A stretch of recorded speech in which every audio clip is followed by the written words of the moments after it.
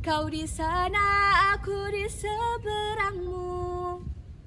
Assalamualaikum warahmatullahi wabarakatuh. Bismillahirrahmanirrahim. Alhamdulillahi rabbil alamin.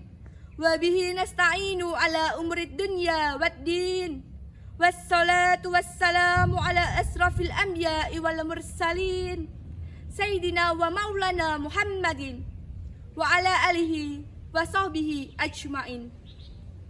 Rabbi srahli sadri wa yassirli amri wahlul 'uqdatam min lisani yafqahu qawli, amma ba'du. Dewan juri yang saya takdimi, serta tidak lupa seluruh pemirsa rahimakumullah. Seiring puji yang tak pernah henti hanyalah milik Allah yang maha suci. Senandung rindu yang tak pernah layu hanyalah milik Allah yang maha tahu. Segenap sanjung hanyalah milik Allah yang maha agung. Salawat berbingkai salam, marilah kita sanjungkan kepada mahkota alam, pelipur lara di kala duka, pengobat kalbu di kala rindu, yakni Habibana wa Nabiyana wa Rasulana Muhammad sallallahu alaihi wasallam. Pada kesempatan yang mulia ini, izinkanlah saya, Clarissa Hasna Salsabila dari SMA Negeri 4 Magelang, menyampaikan tausiah yang berjudul Pandangan Islam terhadap Sikap Toleransi. Para pemirsa rahimakumullah, salah satu anugerah terbesar yang Allah berikan kepada suatu negara adalah keberagaman. Keberagaman itu dianggap sebagai salah satu hal penting yang harus dijaga. Imam Ibnu Katsir telah menafsirkan Quran surat Hud ayat 118. Allah Subhanahu wa Ta'ala telah menciptakan mereka berbeda-beda, dimulai dari suku bangsa, petunjuk, rezeki, bahkan keyakinan.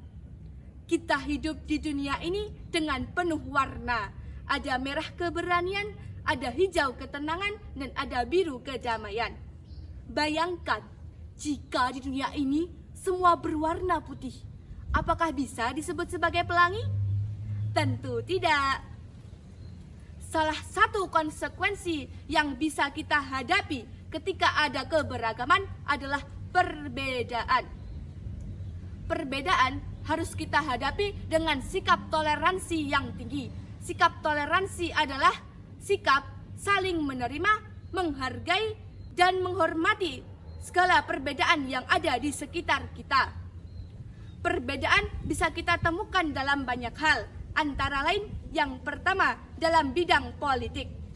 Jangan sampai ketika kita berbeda pilihan akan terjadi perpecahan. Jangan sampai ketika kita berbeda pendapat maka saling hujat. Bahkan yang tadinya saudara bisa jadi musuh. Dan bahkan suami istri pun bisa terjadi perceraian. Nauzubillahi min zalik. Padahal sejatinya politik itu seperti jalan yang bercabang. Tujuannya hanya satu, yaitu demi kesejahteraan bangsa itu sendiri dan kemajuan bangsa itu sendiri juga. Selain itu, perbedaan juga terdapat dalam adat istiadat dan budaya. Ada yang makan pakai sendok, ada yang makan pakai tangan. Tapi dua-duanya sama-sama kenyang. Ada yang pakai batik, ada juga yang pakai lurik. Ada yang suka dangdut, ada juga yang suka musik lembut. Ada yang berbicara seperti air, ada yang berbicara tegas seperti petir.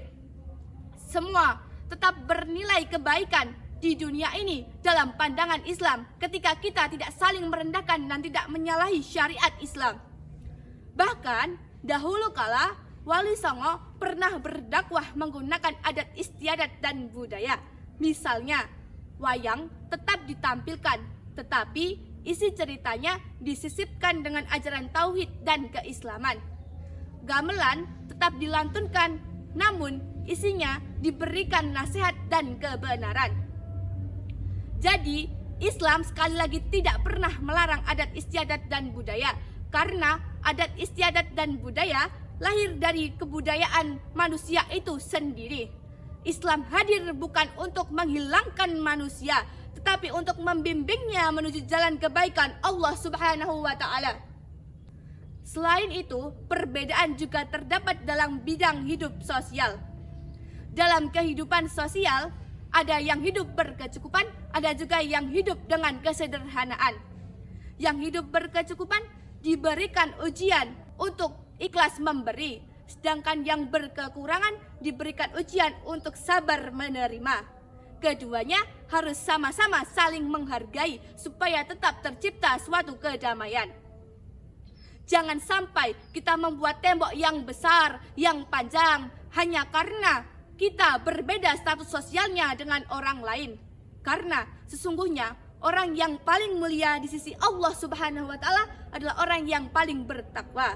Sebagaimana firman Allah Subhanahu wa Ta'ala dalam Quran surat Al-Hujurat ayat 13. A'udzu billahi minasyaitonir rajim. Bismillahirrahmanirrahim. Inna akramakum indallahi atqakum. Sadaqallahul adim. Artinya, sesungguhnya orang yang paling mulia di sisi Allah Subhanahu wa Ta'ala adalah orang yang paling bertakwa.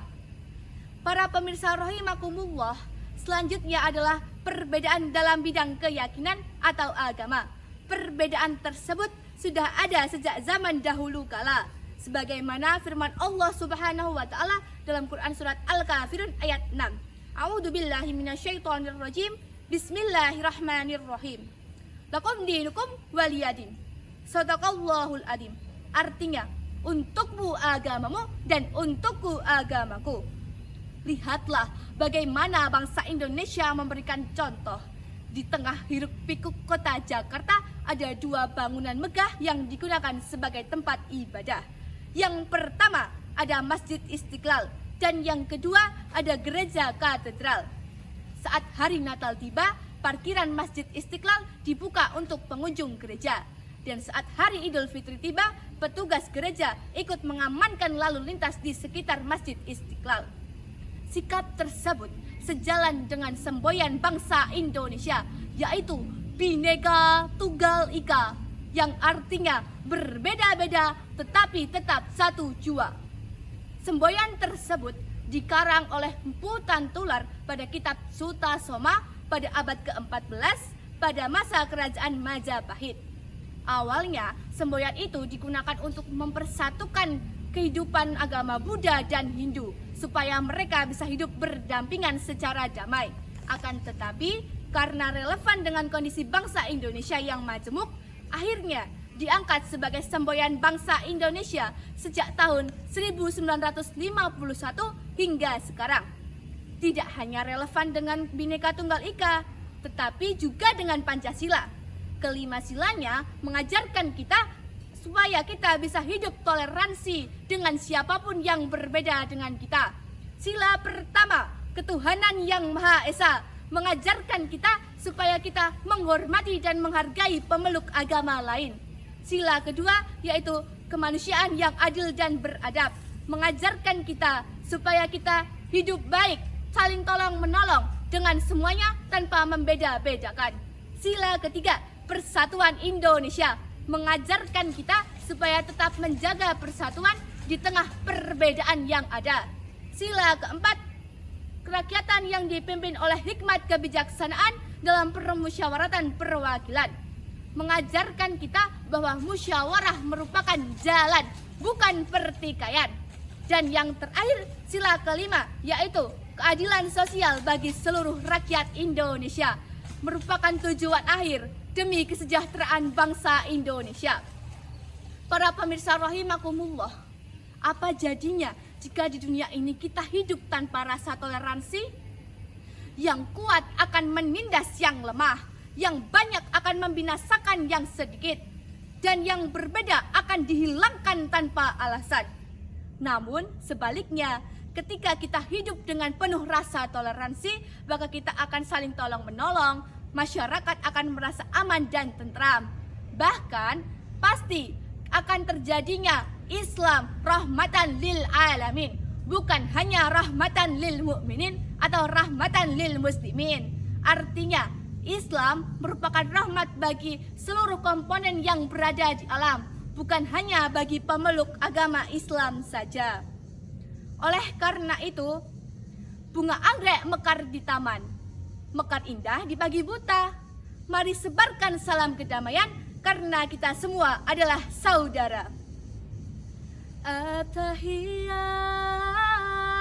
wa salam ansharu ahlal kalam Zainuddin ya tiram amma haba wa tisa ansharu bainil anam hadahu dinas salam. Demikian yang dapat saya sampaikan. Mohon maaf apabila ada tutur kata yang kurang berkenan di hati hadirin sekalian. Wallahu muwaffiq ila aqwamit thoriq. Wassalamualaikum warahmatullahi